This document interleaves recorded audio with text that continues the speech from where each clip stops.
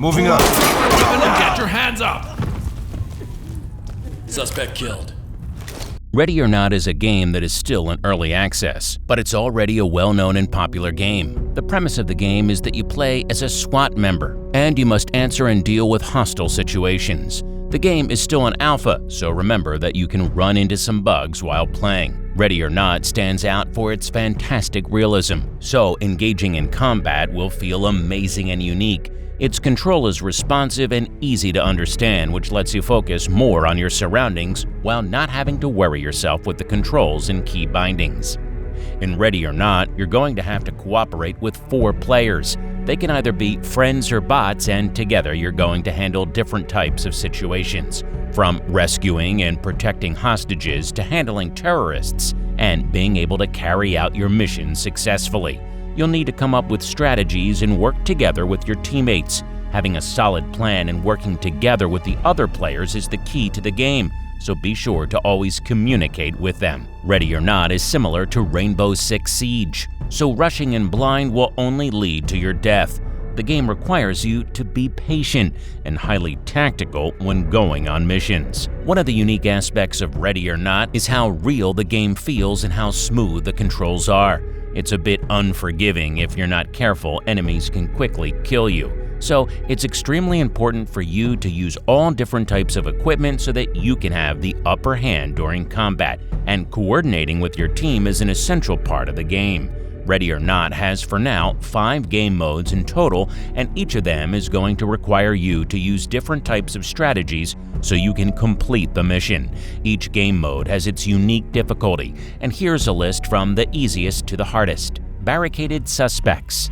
In this mode, you're going to go to a specific location, and in it, you're going to arrest and neutralize threats, secure hostages, and discover illegal items. Barricaded Suspects is the standard difficulty. However, this doesn't mean it's easy at all.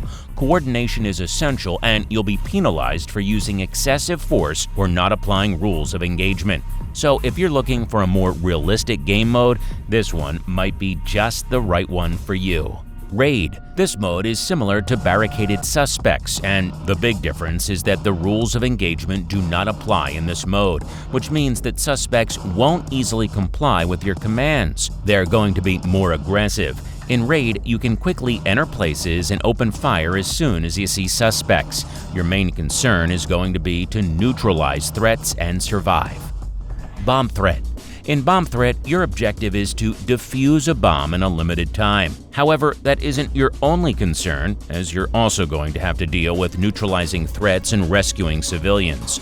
This mode really increases the challenge, as there are many different things that you have to deal with at once. Having excellent coordination with your team is going to be critical for you to be able to complete this. Active Shooter. There is only one hostile in this mode, but he roams around the level killing every single civilian he comes across. Time is of the essence in this mode, as you need to try and neutralize him as soon as possible so that the number of victims doesn't increase. So you're going to need to act fast and constantly communicate with your team to stop the shooter. Hostage Rescue.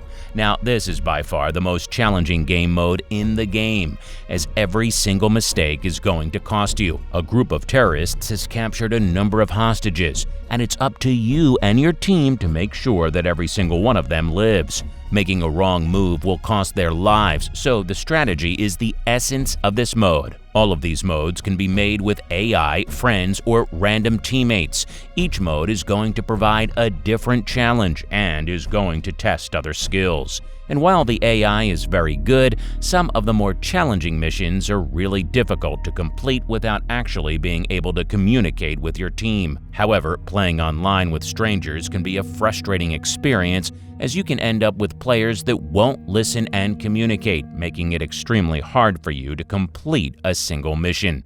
The best way to play is to have other friends play with you, but if you don't have anyone to play with, playing with the AI is actually really fun, as you can give some very specific orders.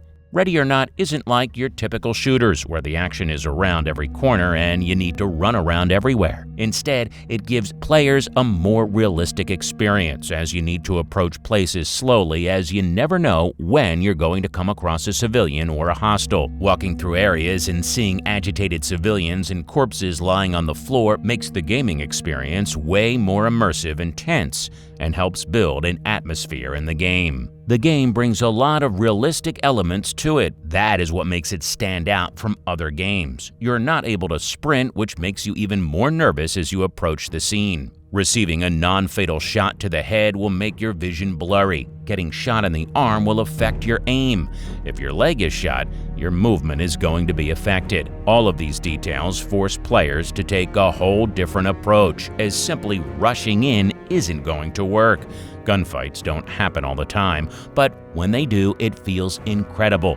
Out of nowhere, dubstep starts playing and you're taking part in this fantastic and realistic conflict. Ready or Not is a game where players are going to need to be patient and, when going through missions, your only objective is only to neutralize threats and rescue civilians, as you also need to report dead bodies and secure evidence that you need throughout the level. Not only does this bring a brand new layer of realism to the game, but it also adds to its difficulty. Enemies are also going to try and outsmart you by laying out traps or patiently waiting for you to appear so that they can ambush you. That's where communication and strategy come into play, as you can coordinate with your teammates to breach a room so that you can always be prepared for any kind of situation. Lead out and customization. This is one of the most critical aspects of the game, as you can select to use lethal or non-lethal weapons and a bunch of different types of gear and throwables, and you can take on missions. All primary and secondary weapons are fully customizable, and you can add all different kinds of attachments to them.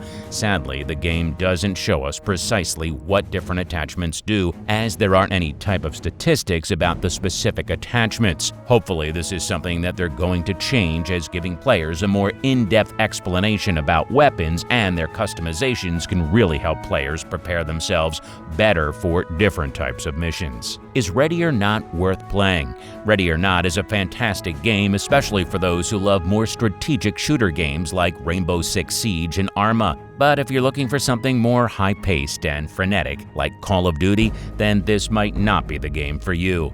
If you're interested in buying Ready or Not, remember that the game is still in early access and you might come across some bugs and glitches. The game is still in alpha, but it's already a really fun game. There are some minor things that need some change sometimes. The sound design can be a little weird and you can't really rely on it to react to the enemy movements. Most of the time, you'll only notice that an enemy is approaching you because he starts screaming. Another important thing that should be added to the game is a tutorial, as the game is not exactly easy to learn, especially for those who are not familiar with this genre. Ready or Not is currently available for you to buy on Steam or on their website. The game has a lot of room for improvement, and I can't wait to see it when it's officially released.